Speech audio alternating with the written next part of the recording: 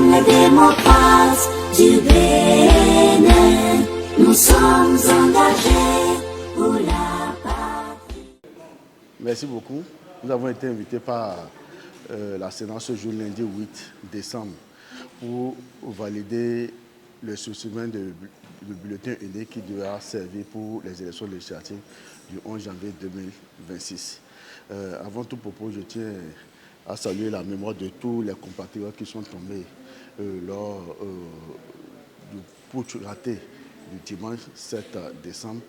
Aujourd'hui, on s'est retrouvés au niveau de la Sénat pour la validation du spécimen, mais c'est vrai qu'il y a des observations qui ont été faites parce que lors du tirage de la position de chaque formation politique pour les élections législatives, le Parti Les Démocrates avait occupé la position numéro 2.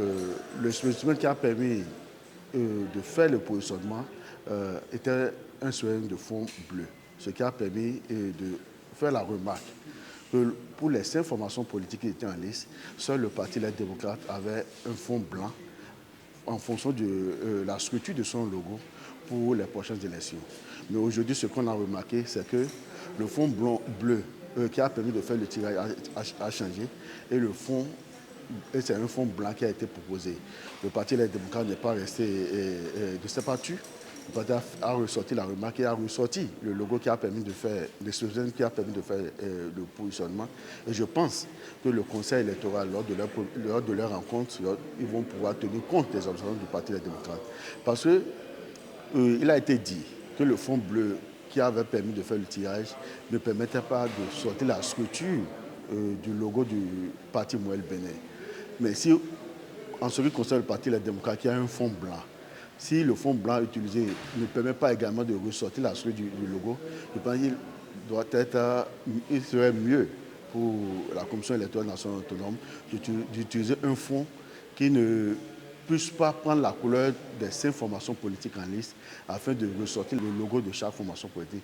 La seconde remarque, c'est d'augmenter la taille des logos pour permettre à chaque citoyen en âge de voter de faire le choix adéquat. C'est une première séance. Et la Sénat va nous inviter pour nous montrer, après la prise en compte des orations, le logo et le slogan qui est validé. Et c'est après cela que ce logo va être mis à la disposition de chaque formation politique. Et nous allons l'envoyer au niveau de chaque commune, au niveau de chaque militant, pour que le 11 janvier, le choix judicieux puisse se faire. Donc nous attendons et nous espérons qu'il y aura un traitement équitable de toutes les formations politiques, parce qu'il ne faudrait pas que quand une situation concerne une formation politique de la mouvance, qu'on agisse, mais quand ça concerne les démocrates, qu'on ferme les yeux. Mais je compte sur le degré de transparence qu'a dit le président de la Sénat, et j'espère que chaque formation politique aura véritablement son logo présenté lors du dépôt des dossiers de candidature, le logo validé aujourd'hui, avec les ordonnances qui seront prises en compte pour permettre véritablement à chaque formation politique, que les militants de chaque formation politique de retrouver leur logo pour que le vote soit plus aisé, plus facile le 11 janvier 2026.